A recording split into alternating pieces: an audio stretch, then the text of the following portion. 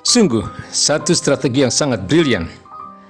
Tepat saat konsentrasi pasukan Konstantinopel dan penduduknya terpusat untuk berjibaku memperbaiki tembok mereka di sebelah barat, pasukan Al-Fatih di Galata mulai mengerjakan proyek kemustahilan. Pepohonan mulai diratakan, gelondongan kayunya kemudian dilumuri lemak hewan yang sudah disiapkan dan akhirnya digunakan sebagai roda bagi kapal-kapal itu. Pekerjaan sedahsyat itu benar-benar dilakukan dalam semalam. Sungguh tidak masuk akal.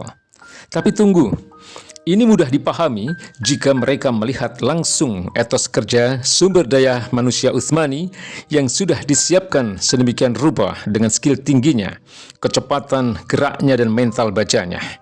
Sumber daya manusia pilihan pada masa kekhilafahan Utsmani itu dalam jumlah besar yang mudah dimobilisasi dengan kecepatan tinggi.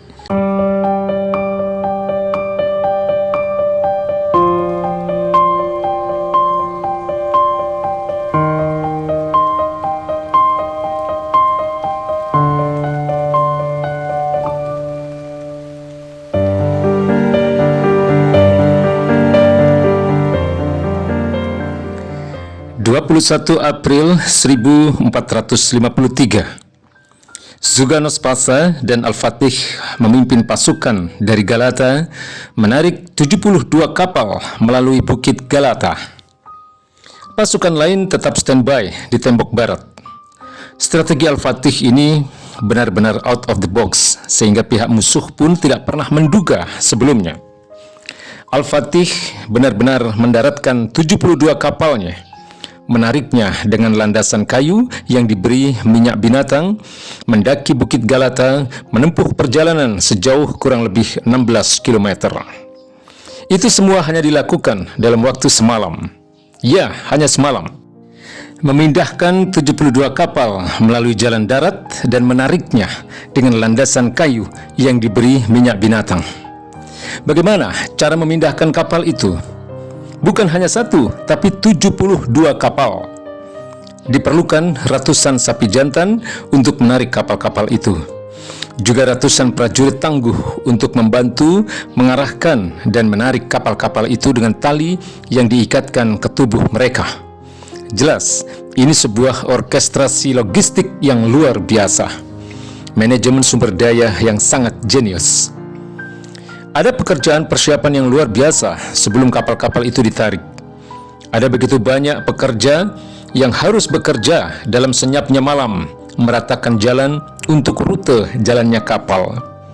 Tentu tidak akan bisa senyap seperti kita mendengar senyapnya jalanan kampung di tengah malam. Pastilah menimbulkan suara gaduh yang luar biasa. Namun, Al-Fatih telah memikirkannya matang-matang, juga untuk menjaga agar strategi breakthrough ini tidak sampai bocor ke pihak musuh. Al-Fatih memberi perintah agar meriam yang lain dipusatkan di depan gerbang Saint Romanus di tembok barat dan menggempurnya habis-habisan agar pasukan Konstantinopel benar-benar menyangka bahwa serangan besar-besaran ini memang akan dilakukan dari sini. Sungguh, satu strategi yang sangat brilian. Tepat saat konsentrasi pasukan Konstantinopel dan penduduknya terpusat untuk berjibaku memperbaiki tembok mereka di sebelah barat, pasukan Al-Fatih di Galata mulai mengerjakan proyek kemustahilan. Pepohonan mulai diratakan, gelondongan kayunya kemudian dilumuri lemak hewan yang sudah disiapkan dan akhirnya digunakan sebagai roda bagi kapal-kapal itu. Pekerjaan sedahsyat itu benar-benar dilakukan dalam semalam.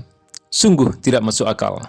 Tapi tunggu, ini mudah dipahami jika mereka melihat langsung etos kerja sumber daya manusia Utsmani yang sudah disiapkan sedemikian rupa dengan skill tingginya, kecepatan geraknya dan mental bacanya.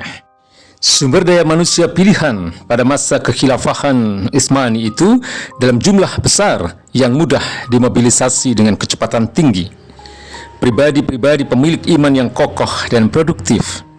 Pribadi-pribadi pelaku solihah yang konsisten dan kontinu, hasil tempaan pembinaan jangka panjang. Apalagi sejak awal mereka sudah fokus kepada Allah Subhanahu wa Ta'ala saja. Semua ini karena Allah, untuk Allah. Masya Allah, tabarakallah, Allahumma salli ala Sayyidina Muhammad. Semua itu digambarkan dengan tepat oleh Yilmaz Ostuna yang menuliskan ulang komentar sejarawan Bizantium tentang peristiwa ini. Kami tidak pernah melihat dan tidak pernah mendengar sebelumnya sesuatu yang sangat luar biasa seperti ini. Muhammad Al-Fatih telah mengubah bumi menjadi lautan dan menyeberangkan kapal-kapalnya di puncak-puncak gunung sebagai pengganti gelombang-gelombang lautan. Sungguh, kehebatannya jauh melebihi apa yang pernah dilakukan oleh Alexander the Great. Begitulah Al-Fatih memang benar-benar meniru keteladanan sang Nabi Sallallahu Alaihi Wasallam. Allahumma salli ala Muhammad. Jangan pernah berkata tidak mungkin kalau kalian belum mencoba. Demikian tegas Al-Fatih.